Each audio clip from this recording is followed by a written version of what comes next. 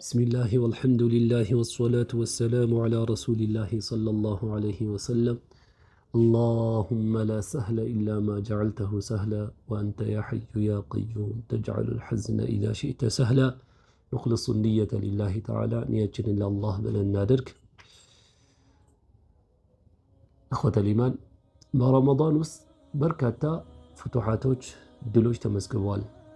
በእስልምና ታሪክ የተመዘገቡትን ድሎች የቃኘን እንደሆነ የተመለከትን እንደሆነ አብዛኛዎቹ ድሎች የተመዘገቡት በረመዳን ወር ነበረ። በረመዳን ውስጥ ነበረ። ሙስሊሞች በካፊሮች ላይ ያስመዘገቡት ድሎች አብዛኛዎቹ በረመዳን ጾመኛ ሆነው ነበረ። ይህ እንግዲህ መለስ ብለን ታሪካችንን ያየን እንደሆነ የምንገነዘበው ነገር ነው። በረመዳን ውስጥ ከተከሰቱ አስገራሚ ከሆኑ በእስልምና ታሪክ ትልቅ ቦታ ከሚሰጣቸው ክስተቶች መካከል አንደኛው የበድር ጦርነት ነው። ይህ የበድር ጦርነት ታላቁ ዘመቻ፣ ታላቁ የበድር ጦርነት ተብሎ በእስልምና ታሪክ ውስጥ ይታወቃል። ትልቅ ስፍራ ያለው ጦርነት ነው። ነቢያችን ዓለይሂ ሰላቱ ወሰላም በራሳቸው በነፍሳቸው የዘመቱበት የተሳተፉበት ጦርነት ነው። ይህ ጦርነት መነሻው ምንድነው ያለን እንደሆነ እንደምታውቁት ኢኽወተል ኢማን አላህ ሱብሓነሁ ወተዓላ ሙእሚኖችን አዟቸው ነበረ ከመካ ወደ መዲና ሂጅራን እንዲያደርጉ። ይህንን የአላህን ትዕዛዝ ለማክበር ሙስሊሞች ንብረታቸውን ሀብታቸውን በሙሉ ጥለው ወደ መዲና ተሰደዱ ማለት ነው።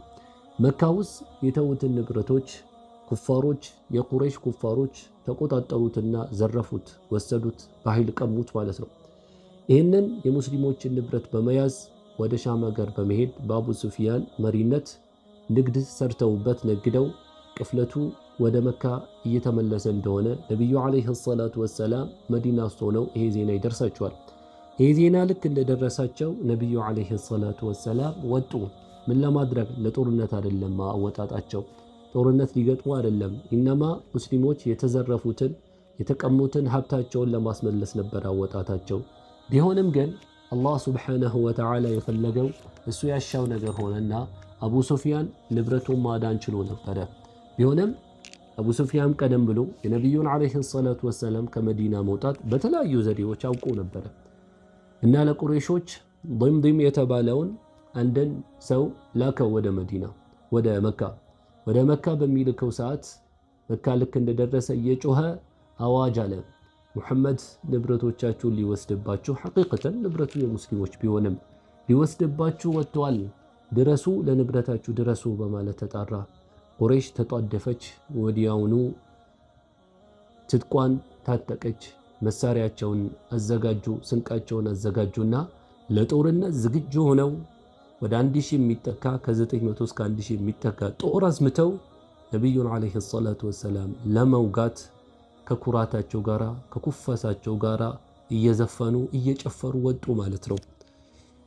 አቡ ሱፊያን የንብረቱ መዳን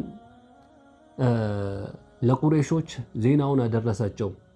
በዘዴ ይህንን ንብረት ከነቢዩና ዓለይሂ ሰላቱ ወሰላም ከሰሓበቶቻቸው ማስመለጥ የቻሉ አቡ ሱፊያን ለቁረይሾች መልእክት ላከባቸው። ንብረታችሁ ድነዋል፣ ከዚህ በኋላ አያስፈልግምና ተመለሱ አላቸው። ቁረይሾች ግን እምቢ አሉ። የለም በድር ቦታ ሄደን እዛ ሆነን ግመሎችን አርደን ኸምር ጠጥተን ጨፍረን አረቦች የሰራነውን ሰምተው እስከ ዘላለሙ እንዲፈሩን እናደርጋለን እንጂ በፍጹም አንመለስም አሉ።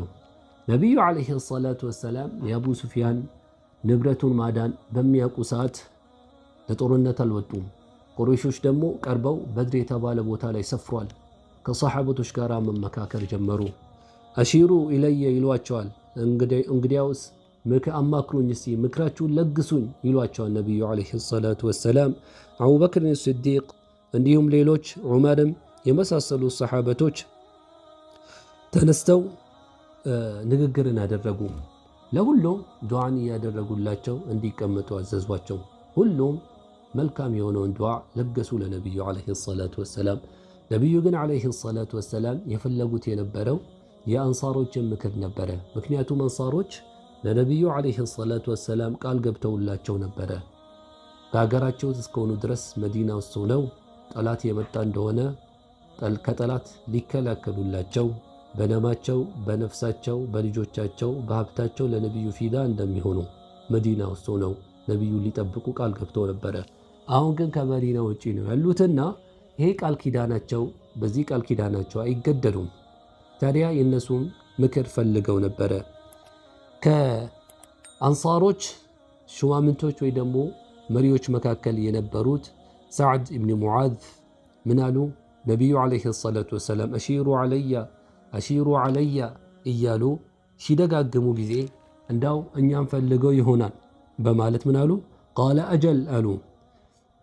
ቃለ ቀድ አመና ቢከ ወሰደቅናክ ወሸሂድና አነ ማ ጅእተ ብሂ ሁወል ሐቅ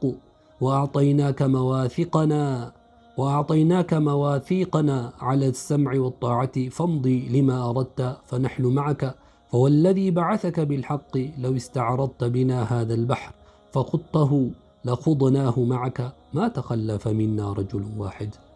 እኒህ ሙዓዝ ምን አሉ ታዲያ ለነቢዩ ዓለይሂ ሰላቱ ወሰላም ነቢዩን ያስደሰተ ንግግር ተናገሩ። እንዳው እኮ አንቱ የአላህ መልእክተኛ ሆይ አሺሩ ዓለየ እያላችሁ እኛን የፈለጋችሁ ይመስለናል አሉ። ቃለ ቀድ አመና ቢከ ወሰደቅናከ እኛ እኮ በአንቱ አምነናል እውነት ብለንም አንቱን ተቀብለናል።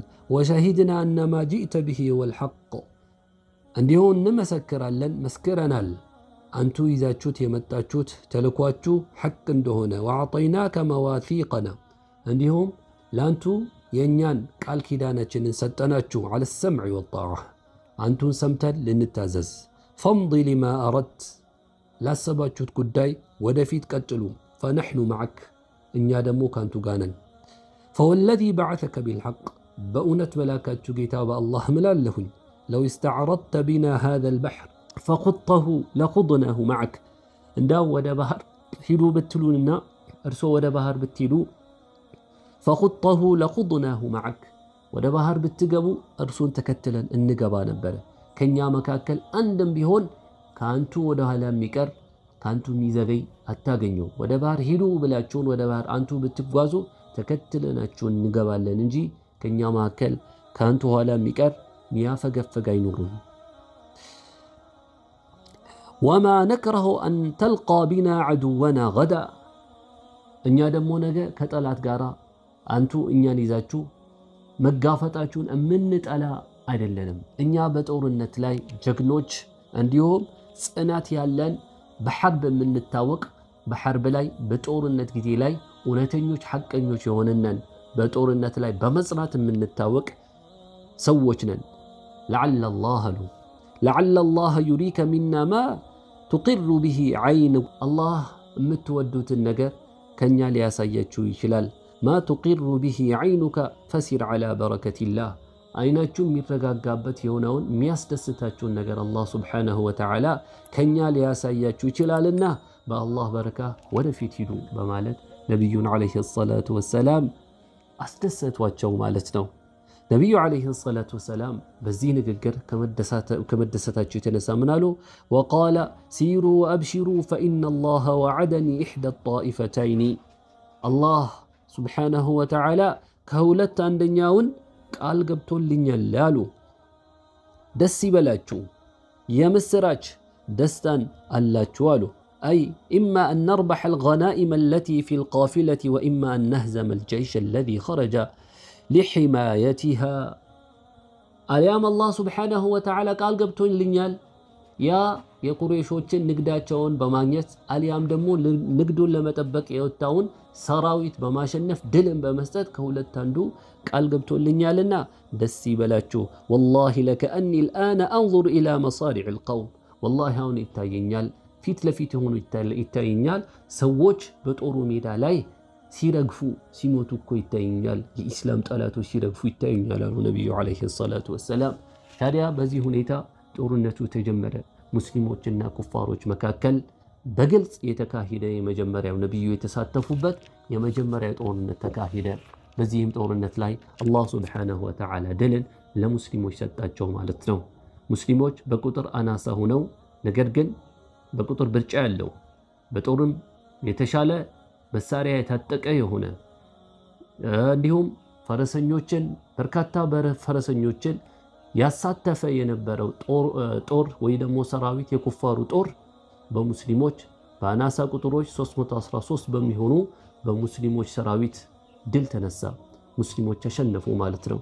ኢኽወተል ኢማን ታዲያ ይህ ጦርነት ይህ የበድር ጦርነት ለእስልምና ታሪክ ውስጥ ትልቅ ቦታ የሚሰጠው ነው። ምክንያቱ ደግሞ ብዙ ሕክማዎችን ብዙ መልእክቶችን የያዘ ጦርነት ስለሆነ ነው። ሙስሊሞች ለጦርነት ሳይወጡ ቁጥራቸው አናሳ ሆነው አላህ ሱብሓነሁ ወተዓላ ድልን ሰጣቸው። ድልን የሚሰጠው አላህ እንደሆነ የምንማርበት የሆነ አጋጣሚ ነው። ምክንያቱም ሙስሊሞች አናሳ ነበሩ፣ ቢሆንም አላህ ድልን ሰጣቸው። አላህ ሱብሓነሁ ወተዓላ ሙስሊሞች በዚህ ጦርነት ላይ ጾመኛ ሆነው ጸንተዋል፣ ሰብርን አድርገዋል፣ ነቢዩን ታዘዋል። በዚህ ምክንያት ድልን ሰጣቸው። ይህ እንግዲህ አሁን የሚደገም ነው። በየትኛውም በህይወት መስክ ላይ ሰብር የምናደርግ ከሆነ የምንጸና ከሆነ የአላህን መልእክተኛ ነቢዩን የምንከተል ከሆነ አላህ ሱብሓነሁ ወተዓላ ድልን እንደሚሰጠን። ይህ ክስተት የሆነው በረመዳን 17ኛ ነበረ፣ ታላቁ የበድር ጦርነት። ባጭሩ የበድር ጦርነት የበድር ዘመቻ ቅሳ ይህንን ይመስላል። አላህ በሰማነው የምንጠቀም ያደርጋል። አላሁ ሱብሓነሁ ወተዓላ አዕለም ወአሕከም።